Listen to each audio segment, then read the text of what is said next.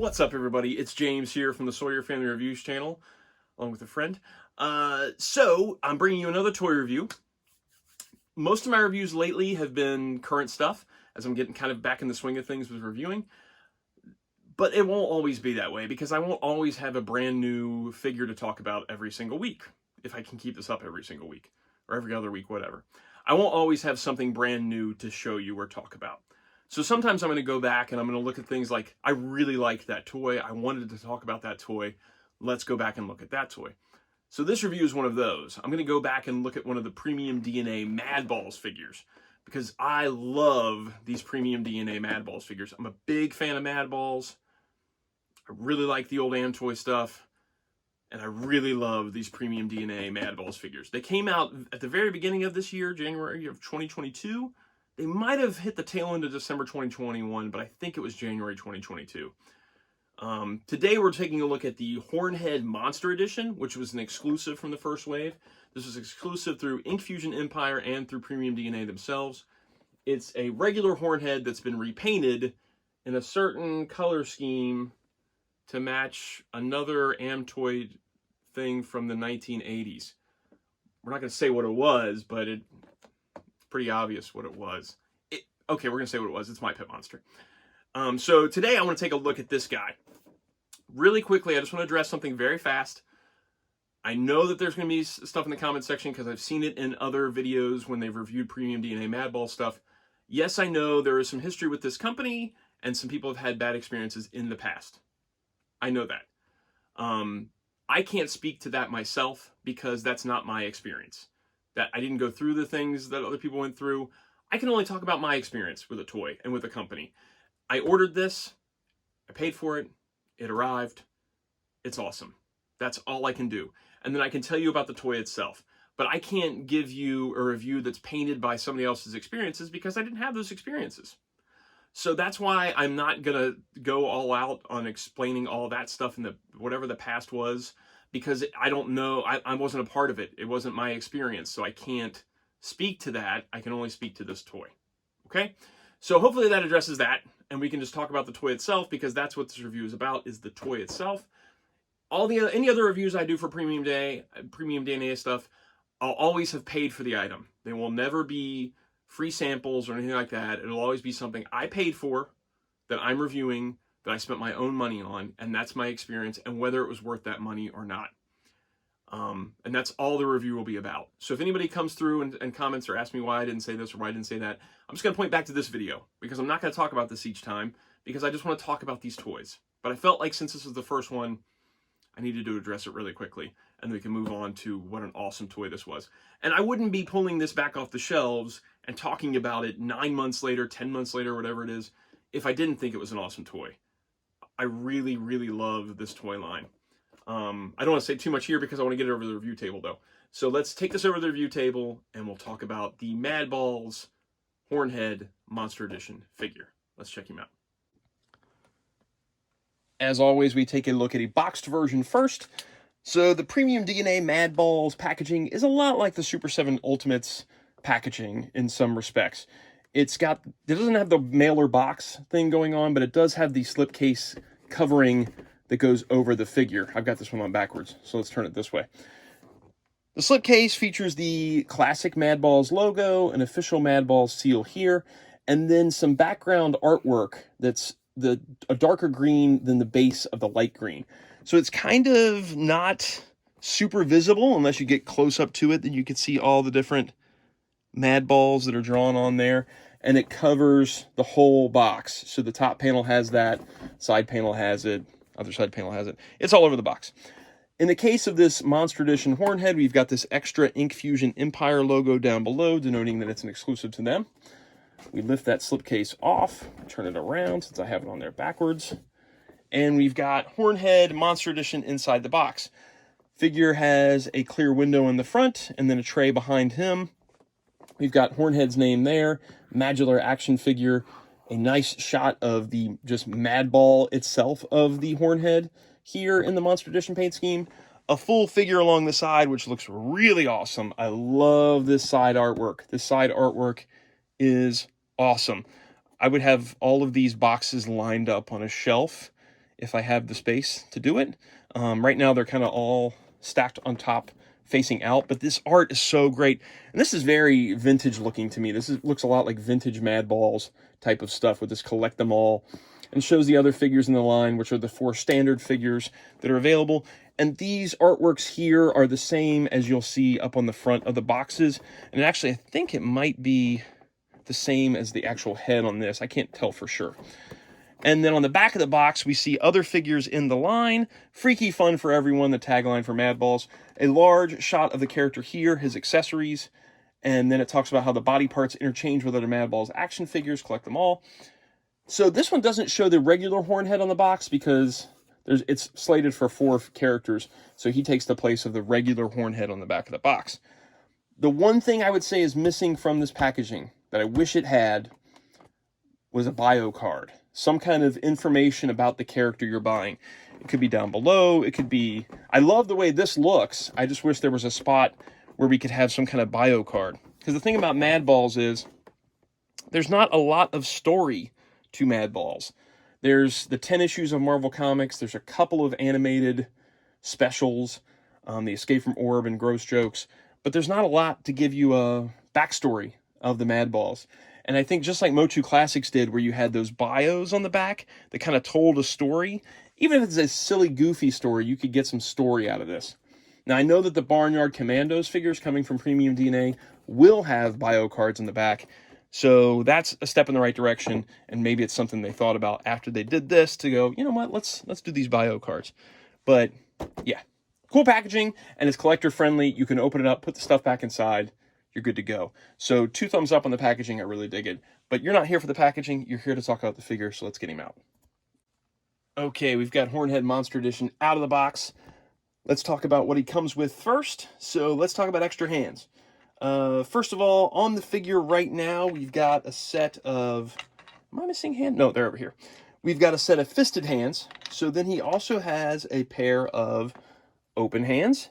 And these all hinge in and out, not up and down. So these open hands, we'll get a good look at these guys to show off the nice metallic blue nails and the paint on the top of the hand for the blue fur with a nice gray wash, which is all across the figure, but it carries over to the hands too. These are well sculpted. They got like gnarly knuckles and, yeah, very monstrous hands. Then we've got a pair of gripping hands to hold all his accessories. I'm going to drop it. Pair of gripping hands there. And then we've got a set of the pointy finger hands. So this is in a tribute to the vintage Madballs head poppers, where they had one hand that was pointing out, but you get a set of both left and right pointing out. Sculpts on these are really nice, man. They have that just monstrous look to the knuckles and the nails and all that stuff. And then for accessories, we've got a ball and chain, and all of these are the same accessories that came with the standard Hornhead, but they're done in this orange paint scheme to mimic the handcuffs of the vintage My Pet Monster. This is really cool because it's got like a little Hornhead as the mace, the ball on the chain. And then we've got a green paint app on the handle that's mimicking some kind of tape. Little tiny like grayish silver spikes along, and then a little metal plate there.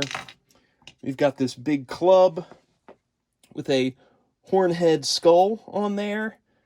Green goop and slime, a tooth stuck in it, a nail stuck in it. All these gross out accessories. I'm pretty sure that James Groman is the one that designed all these accessories. James Groman did work on the original Madballs line. He did My Pet Monster stuff. He's done a ton of stuff over the years. He's a fantastic artist that just did a lot of... We did Barnyard Commandos. A lot of cool toy stuff over the years. Nice blacked out eyes on that. And then we've got a half-eaten chicken leg or turkey leg done in orange and green, which is super gross out with green worms, bugs, bite taken out of it. Really cool, fun accessories. The original Madballs head poppers did not have any accessories, so it's carrying over this gross thing into the accessories now. It's neat to see the evolution of Madballs. So you have just the ball to begin with, then you had the head popper body that's attached to it, and then we've got these that then take it into the accessories. It's just like stages of these figures, or these balls growing out and getting a bunch of stuff. Okay, figure itself. Really super well painted. I can't get over the premium DNA paint quality, really. To look at the prototypes and the paint jobs they had to the finished product, it's some of the best from original concept and paint master to production figure, because a lot of times you lose a lot between a paint master and a figure, and these have some really impressive paint jobs. Like, it really carry forward well. I mean, look at all that paint wash. You got a darker blue on the chest, a nice gray paint wash bringing out all of that fur detailing. You've got the red of the different cuts. I'm touching his booty. Little staples here and there. More red inside these cuts. The purple of the hair down below. The two tones on the teeth. And this one isn't even as detailed as I would say some of the others are. So let's bring in this regular one, because he's mimicking those solid colors of the My Pet Monster. So the shading and stuff isn't quite as present on him. So you got this really solid pink right here and this solid yellow eye, whereas on the original Hornhead, it had this sort of reddish fade into the eye. But I think it's more to keep keeping in with the look of the My Pet Monster, to not do so much shading and do these more solid colors. But no matter what, this is a really solid paint scheme all over the whole figure. Articulation-wise, he's got rocker ankles that hinge back and forth, and they're ratcheting, so they're nice and tight. Then we've got a knee joint that can go back. It's ratcheting and then also rotates. We've got hip joints that ratchet out and then rotate all the way around. Just by the very nature of the design of the figure, you can't get the straight up and down. It's got to rotate around because he's got this belly.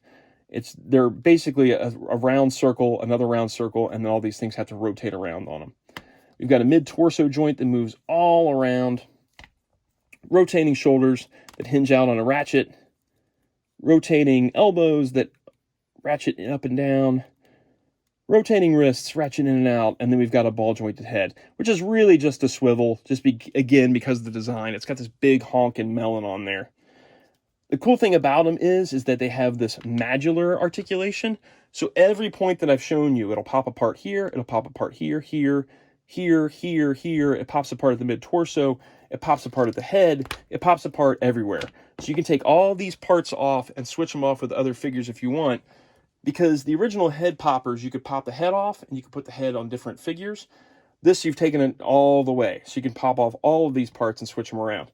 Now, I really don't do that much, because I don't really play around with these guys anymore, but I have done it with my daughter.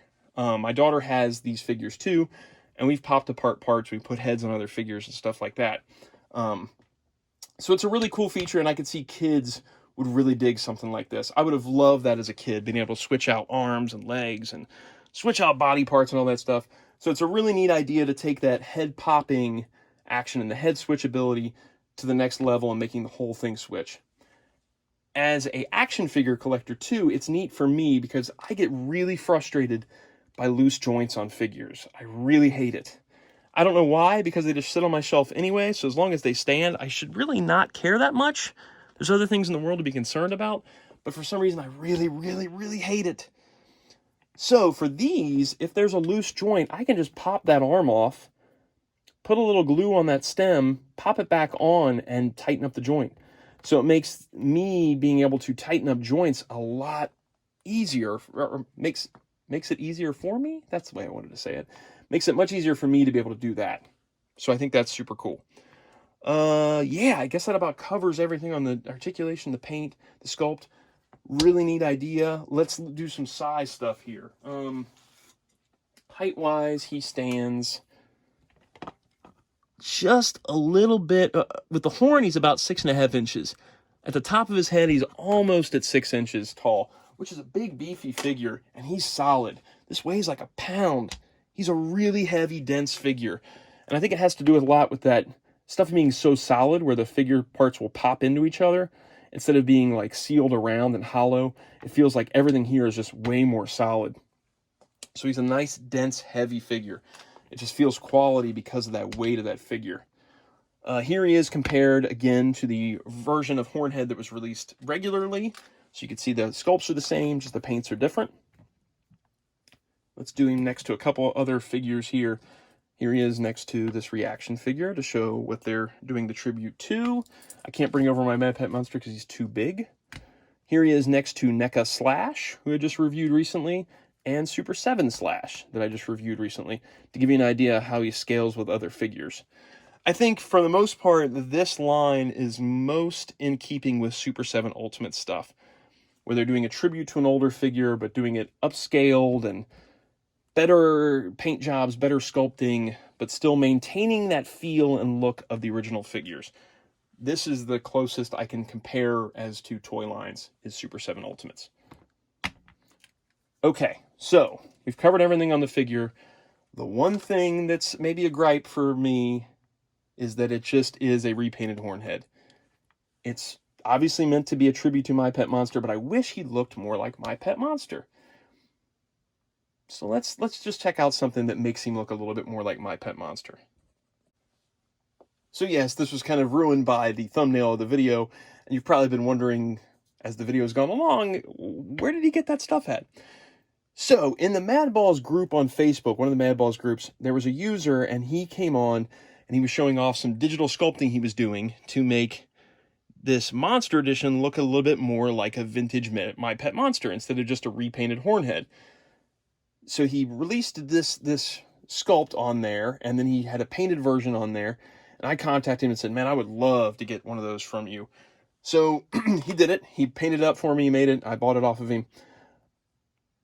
When I set about doing this review, I was like, I really want to show off that set and see if I can link him up about other people being able to order the set. Unfortunately, he has not responded to me, so I don't feel comfortable just giving out his information without talking to him first. If he comes back and tells me that it's okay, I will leave links down below or something down in the info section that tells you how to reach this guy, because this kit really helps this figure stand out. So he gets this new head that's very much My Pet Monster, and he actually painted mine up for me. He did this nice highlighting in the eyes where it's got that orange tone and this mottled green nose, and then you get these two manacles done in orange to bring together that whole vintage My Pet Monster look.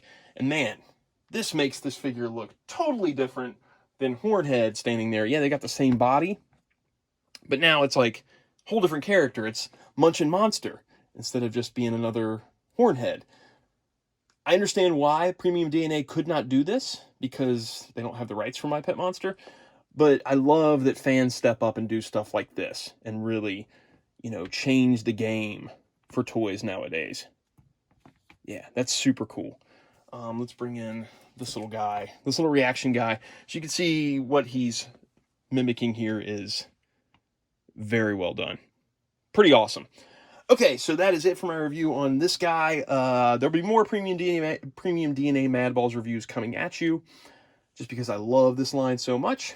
I think he's an awesome figure, even without all this extra stuff.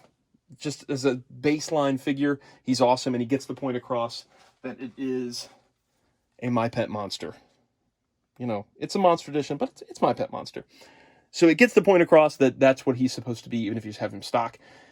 He's sold out at Premium DNA. He's sold out on the Amazon link that Ink Fusion was selling him through. You can find him on eBay sometimes. He typically goes for, $60, $70, something like that. And that's a bit of a premium, but for a figure that's got a limited run and it's sold out, it's pretty solid. It's not a must-have for the line. If you're just collecting just the Madballs, you don't really need this guy. But if you're a big My Pet Monster fan and a Madballs fan, you could get just this one figure and be done. You could do that too. I'll leave a link in the info section to Amazon, maybe, if I find a link. If I don't, there won't be a link. I apologize for that. You just have to search on eBay for him. If you want to see more Premium DNA Madballs reviews, to keep an eye on the channel. I will be doing more because I really enjoy the line. Leave a comment down below, like the video, subscribe, all that stuff. See you guys next time. Goodbye.